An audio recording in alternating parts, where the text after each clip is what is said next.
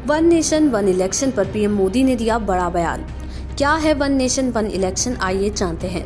बुधवार को प्रधानमंत्री नरेंद्र मोदी की अध्यक्षता में कैबिनेट बैठक में वन नेशन वन इलेक्शन प्रस्ताव को आखिरकार मंजूरी दी गई।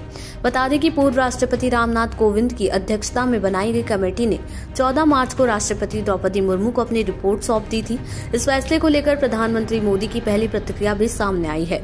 प्रधानमंत्री ने वन नेशन वन इलेक्शन की इस पहल का नेतृत्व करने और पूरी प्रक्रिया के दौरान विभिन्न दलों से विचार विमर्श करने के लिए देश के पूर्व राष्ट्रपति रामनाथ कोविंद के नेतृत्व की जमकर तारीफ की।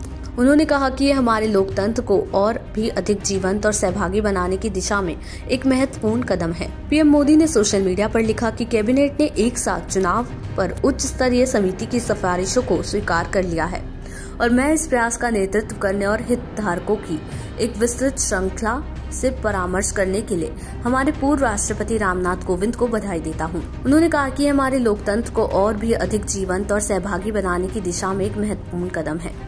वहीं दूसरी ओर केंद्रीय गृह मंत्री अमित शाह ने सोशल मीडिया पर लिखा कि पीएम नरेंद्र मोदी के नेतृत्व में भारत परिवर्तनकारी सुधारों का गवाह बन रहा है और आज इस दिशा में केंद्रीय मंत्रिमंडल द्वारा एक राष्ट्र एक चुनाव पर उच्च स्तरीय समिति की सिफारिशों को स्वीकार करने के साथ भारत ऐतिहासिक चुनाव सुधारों की दिशा में एक बड़ा कदम उठा रहा है।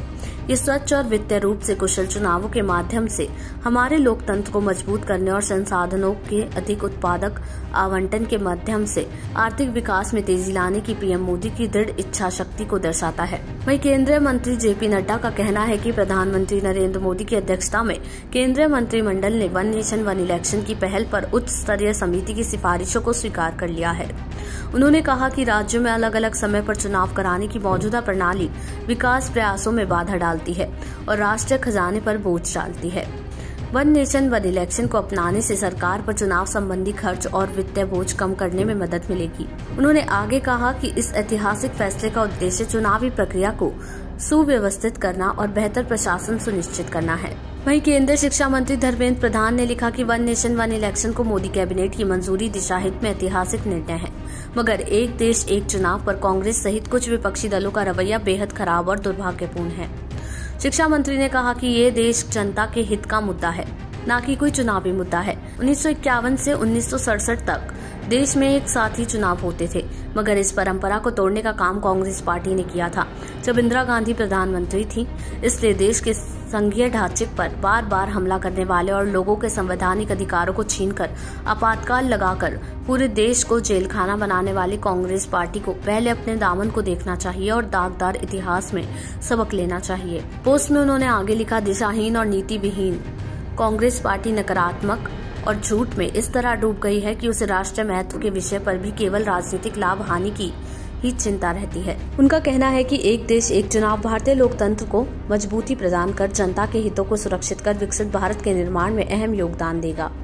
इसलिए कांग्रेस सहित सभी विपक्षी दलों को देश हित के इस निर्णय में अपना हट छोड़कर भारत सरकार के निर्णय में साथ आना चाहिए। आपको बता दें कि कोविंद समिति का गठन 2 सितंबर 2023 को किया गया था। समिति ने करीब 190 दिनों तक राजनीतिक दलों और विभिन्न हितधारकों के साथ मंथन करने के बाद 18,626 पन्नों की रिपोर्ट तैयार की थी। 8 सदस्य समिति ने आम जनता से भी राय आमंत्रित की थी।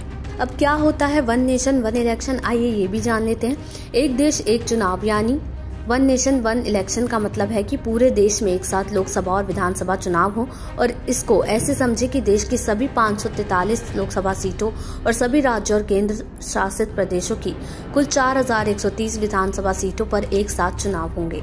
देश दुनिया की ऐसी ही तमाम खबरों के लिए देखते रहें समय डिजिटल।